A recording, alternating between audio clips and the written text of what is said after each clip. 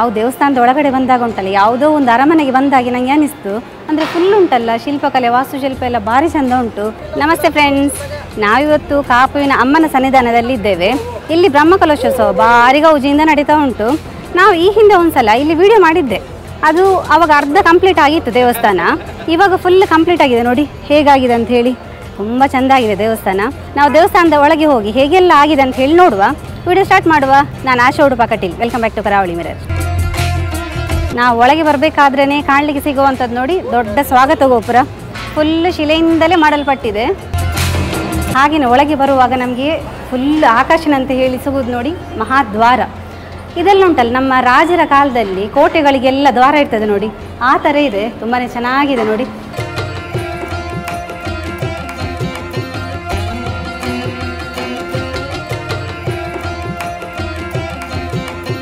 ಮೇಲ್ಗಡೆ ನೋಡಿ ಅಂತೆ ತುಂಬ ಚೆಂದ ಇದೆ.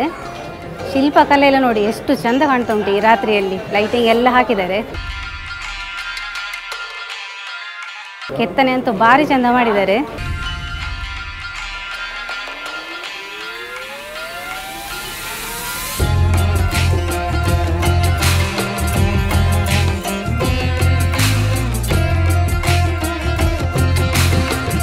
ಈ ಹೂವಿನ ಡೆಕೋರೇಷನ್ ಎಲ್ಲ ನೋಡಿ ಅಂತೆ, ಕಲರ್ ಕಲರ್ ಹೂವಾಗಿ ಚೆನ್ನಾಗಿ ಕಾಣ್ತಾ ಉಂಟು. ದೇವಸ್ಥಾನದ ಒಳಗೆ ಬರಬೇಕಾದ್ರೆ ಈ ಹೂವಿನ ಅಲಂಕಾರ ತುಂಬ ಚೆಂದ ಇದೆ. ಇಡೀ ದೇವಸ್ಥಾನ ಶಿಲಾಮಯವಾಗಿದೆ. ಅದರ ಒಟ್ಟಿಗೆ ಇಲ್ಲಿ ಶಿಲ್ಪಕಲೆ ನೋಡಿ.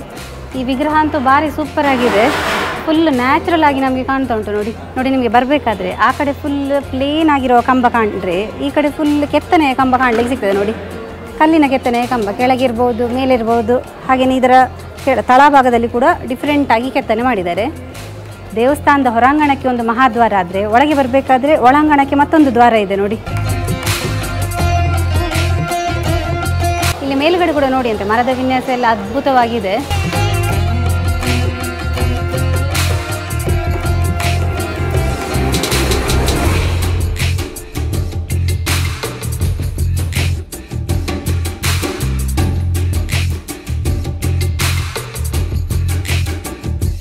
ದೇವಸ್ಥಾನದ ಒಳಗಡೆ ಬಂದರೆ ನಿಮಗೆ ಎಲ್ಲ ಕಡೆಯಲ್ಲಿ ಕೆತ್ತನೆ ಕಾಣಲಿಕ್ಕೆ ಸಿಗ್ತದೆ ನೋಡಿ. ಮೇಲುಗಡೆ ಫುಲ್ ವಿಧ ವಿಧವಾದ ಕೆತ್ತನೆ.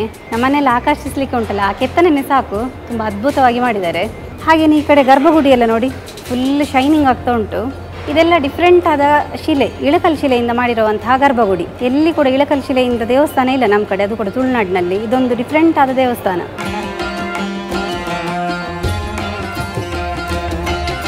ಈ ನಮ್ಮ ದೇವಸ್ಥಾನದ ವಿಶೇಷ ಏನಂತ ಹೇಳಿದರೆ, ಇದುವೇ ಇಳಕಲ್ ಶಿಲೆಯಿಂದ ಮಾಡಲ್ಪಟ್ಟ ದೇವಸ್ಥಾನ. ಇದು ಎಷ್ಟೇ ವರ್ಷ ಹೋದರೆ ಕೂಡ ಏನು ಹಾಳಾಗುವುದಿಲ್ಲ, ಅಷ್ಟು ಗಟ್ಟಿಮುಟ್ಟಾಗಿರ್ತದೆ. ತುಂಬ ಅದ್ಭುತವಾಗಿ ಮಾಡಿದ್ದಾರೆ.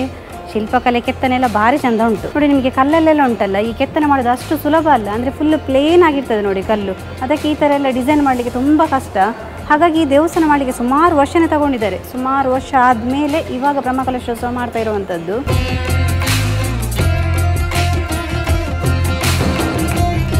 ಇದುವೇ ನಮ್ಮ ಕಾಪುವಿನ ಅಮ್ಮನ ಗರ್ಭಗುಡಿ. ಇಲ್ಲೇ ನಮ್ಮ ಅಮ್ಮನವರನ್ನು ಪ್ರತಿಷ್ಠಾಪನೆ ಮಾಡಲಿಕ್ಕೆ ಉಂಟು. ವಿಶಾಲವಾದ ಪ್ರಾಂಗಣ. ಮತ್ತು ಕಾಪುವಿನ ಅಮ್ಮನನ್ನು ನೋಡಲಿಕ್ಕೆ ಎಲ್ಲೆಲ್ಲಿಂದ ಜನ ಸೇರ್ತಾರೆ. ಅಂದರೆ ನಾವು ಕೂಡ ಇಲ್ಲಿ ಚಿಕ್ಕವರಿದ್ದಾಗಿಂದ ಕೂಡ ಇಲ್ಲಿಗೆ ಬರ್ತಾ ಇದ್ವಿ. ಅವಾಗೆಲ್ಲ ಇಷ್ಟೆಲ್ಲ ಇಂಪ್ರೂವ್ಮೆಂಟ್ ಇರಲಿಲ್ಲ. ಆದರೂ ಕೂಡ ಈ ಮಂಗಳೂರೆಲ್ಲ ಭಾರಿ ವಿಶೇಷ. ಇಲ್ಲಿ ಗದ್ದಿಗೆ ಸೇವೆ ಎಲ್ಲ ಕೊಡ್ತಾರೆ. ಎಲ್ಲೆಲ್ಲಿಂದ ಜನ ಬಂದು ಅಮ್ಮನ ದರ್ಶನ ಎಲ್ಲ ಪಡಿತಾರೆ. ಇವಾಗಂತೂ ತುಂಬಾ ಇಂಪ್ರೂವ್ಮೆಂಟ್ ಆಗಿದೆ. ನಮಗೆ ಖುಷಿ ಅನ್ನಿಸ್ತದೆ ಇಲ್ಲಿಗೆ ಬರಲಿಕ್ಕೆ.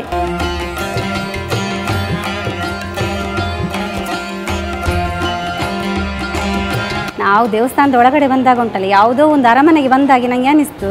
ಅಂದರೆ ಫುಲ್ ಉಂಟಲ್ಲ ಶಿಲ್ಪಕಲೆ, ವಾಸ್ತುಶಿಲ್ಪ ಎಲ್ಲ ಭಾರಿ ಚೆಂದ ಉಂಟು.